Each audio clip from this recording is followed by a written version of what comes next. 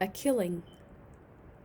The Megas cabins were each outfitted with a raised platform that could be used as a bunk. By piling blankets, pillows, and sheets on this ledge, Kanai was able to make himself a bed that was reasonably comfortable, although far from luxurious. He was fast asleep when he was woken by the sound of voices, both near and distant. Reaching for his torch, he shone the beam on his watch and discovered it was 3 a.m. The voices of Horin and his grandson were now clearly audible on the upper deck, joined in excited speculation. Kanai had gone to sleep in a lungi and vest, and now, as he pushed his blankets aside, was surprised to find a distinct chill in the air. He decided to wrap a blanket around his shoulders before stepping out of his cabin. Horin and his grandson were close by, leaning on the rails and watching the shore. "What's happened?" said Kanai. "It's not clear," came the answer, "but something seems to be going on in the village."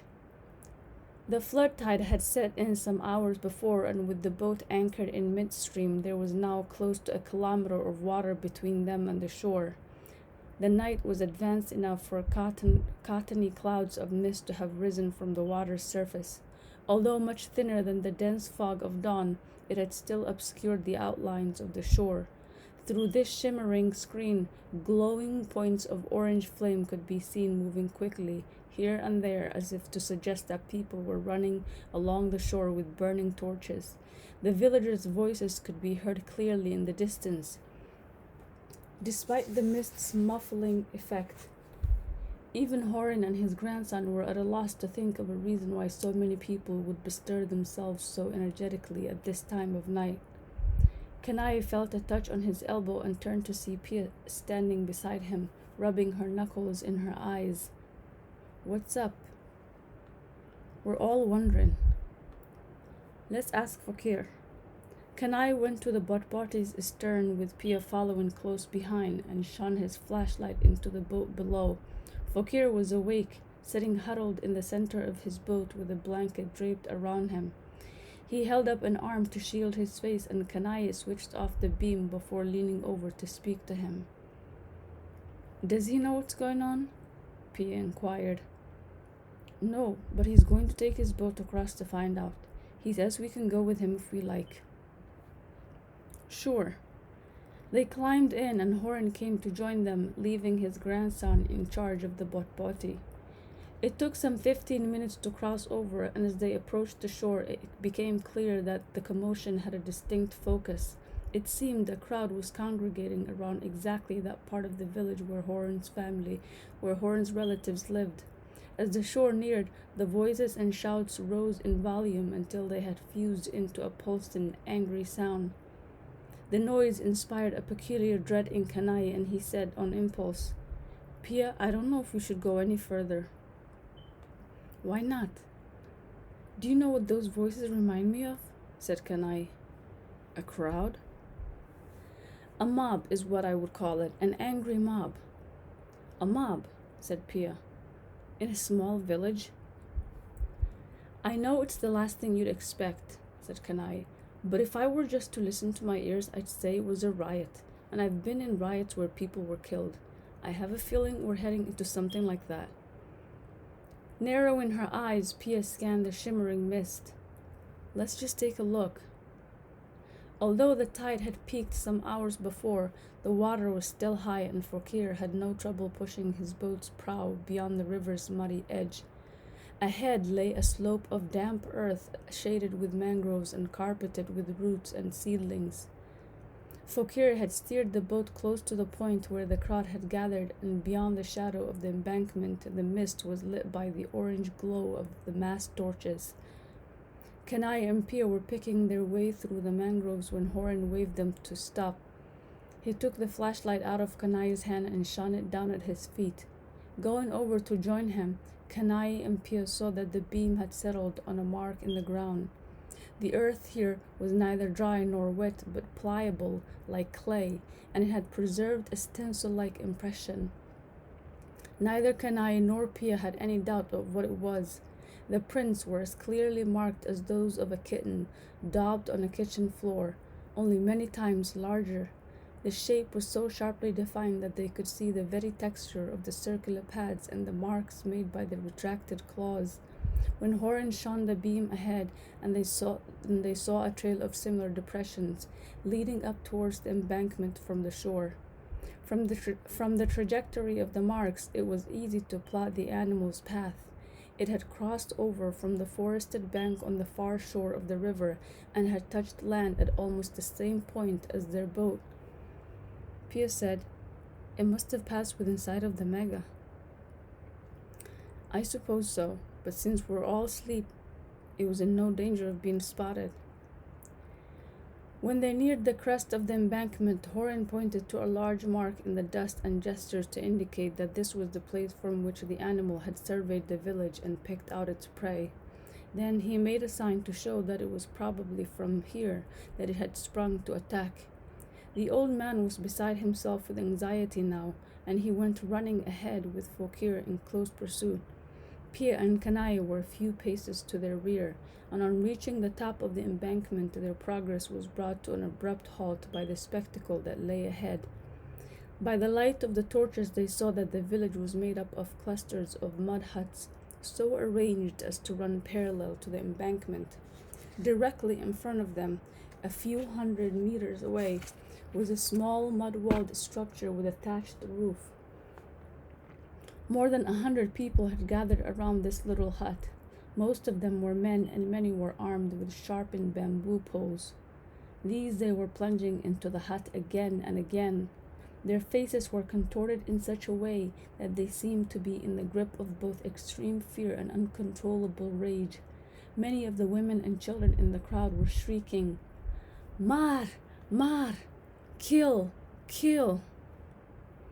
Kanai spotted Horan on the edges of the crowd, and he and Pia went to join him. "Is this where your relatives live?" said Kanai. "Yes," said Horan. "This is their place." "What's happened? What's going on?" "Remember that buffalo giving birth?" Horan said. "That's what started it. The big cat heard the sound across the water. That's what brought it here." "The hut ahead was a livestock pen," said Horan. "It belonged to his relatives who lived in a larger dwelling nearby. A scant half-hour before, the family had been awakened by a crashing sound followed by frenzied cries from their livestock. They had looked out of a window and hadn't been able to see anything because of the darkness and the mist. But their ears told them all they needed to know. A large and powerful animal had jumped on top of the livestock pen and was trying to claw a hole in the straw roof. A moment later, there was a crashing sound so to indicate that the predator had succeeded in breaking into the pen. There were 6 grown men in the house, and they knew they had been presented with an opportunity unlikely ever to be repeated. This tiger was now new to their village. It had killed 2 people there and had long been preying on its livestock. Now, for the few minutes it was in the pen, it was vulnerable, because to make it escape it would have to leap vertically through the hole in the roof. Even for a tiger, this would not be a simple feat, not with a calf in its jaws. The family had quickly gathered together a number of fishing nets. Then they had made their way outside and flung the nets over the thatch, piling them on, one on top of the other, and tying them down with heavy nylon crab lines. When the tiger tried to make its jump, it got entangled in the lines and fell back into the pen. It was struggling to free itself when one of the boys thrust a sharpened bamboo pole through a window and blinded it. Kanai had been translating continuously as Horan was speaking, but at this point Pia stopped him. In a shaking voice, she said, "Do you mean to tell me there's a tiger still in there?" "Yes," said Kanai. "That's what he says. It's trapped inside and blinded." Pia shook her head as if to wake herself from a nightmare. The scene was so incomprehensible and yet so vivid that it was only now she understood that it was the incapacitated animal that was being attacked with the sharpened staves. She was still observing this when the tiger gave voice for the first time. Instantly the people around the pen dropped their staves and scattered, shielding their faces as if from the force of a detonation. The sound was so powerful that Pia could feel it through the soles of her bare feet as it echoed through the ground. For a moment, nobody moved, and then, as it became clear the tiger was still trapped and helpless, the men snatched up their staves and attacked with redoubled fury. Pia clutched Kanai's arm and shouted into his ear, "We have to do something, Kanai. We can't let this happen." "I wish there was something we could do, Pia," Kanai said, "but I don't think there is." "But we can try, Kanai," she pleaded. "Can't we?" Then Horan whispered something and Kanai took hold of Pia's arm and tried to turn her away. "Listen, Pia, we should go back now." Go back? Go back where?" "Back to the Mega," said Kanai. "Why?" said Pia. "What's going to happen?"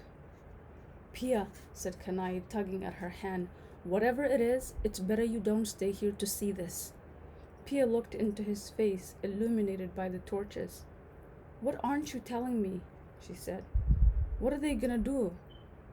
Kanai spat into the dust. "Pia, you have to understand. That animal's been preying on this village for years. It's killed 2 people and any number of cows and goats." "This is an animal, Kanai," Pia said. "You can't take revenge on an animal." All around them now, people were howling, their faces lit by the dancing flames. "Mar! Mar!" Kanai caught hold of her elbow and tried to lead her away. "It's too late now, Pia. We should both go." "Go," said Pia. "I'm not going anywhere. I'm going to put an end to this." Pia, said Kanai, "you're dealing with a mob here. They could turn on us too, you know. We're outsiders." "So you're just going to stand by and let it happen?"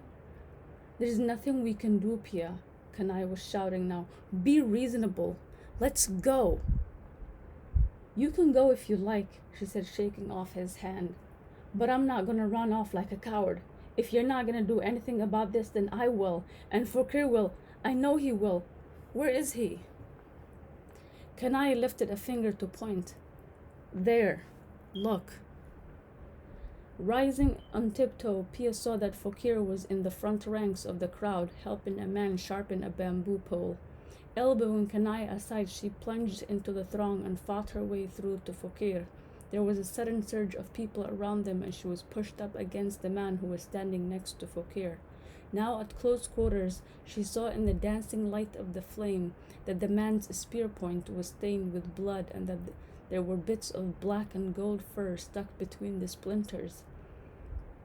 It was as if she could see the animal cowering inside the pen, recoiling from the bamboo spears, licking the wounds that had been gouged into its flesh. Reaching for the spear, she snatched it from the man's hand and placed her foot on it, breaking it in 2. For a moment, the man was too surprised to respond. Then he began to shout at the top of his voice, shaking his fist in Pia's face. In a minute, he was joined by some 6 others, young men, with shawls wrapped around their heads, shouting words she could not understand. She felt a hand closing on her elbow and looked around to find Fokir standing behind her. At the sight of him, her heart lifted and she was assailed by both hope and a sense of relief. She was certain he would know what to do, that he would find a way to put a stop to what was going on. But instead of coming to her aid, he put his arm around her, pinning her to his chest. He carried her away, retreating through the crowd as she kicked his knees and clawed at his hands. Then she saw a knot of flame arcing over the crowd and falling on the thatch. Almost at once, branches of flame sprouted from the roof of the pen. There was another roar, and this was matched a moment later by the voices of the crowd screaming in a kind of maddened bloodlust. "Mar! Mar!" The flames leapt up and people began to stoke them with sticks and straws. Pia began to scream as she tried to throw off Fokir's grip. "Let me go! Let me go!"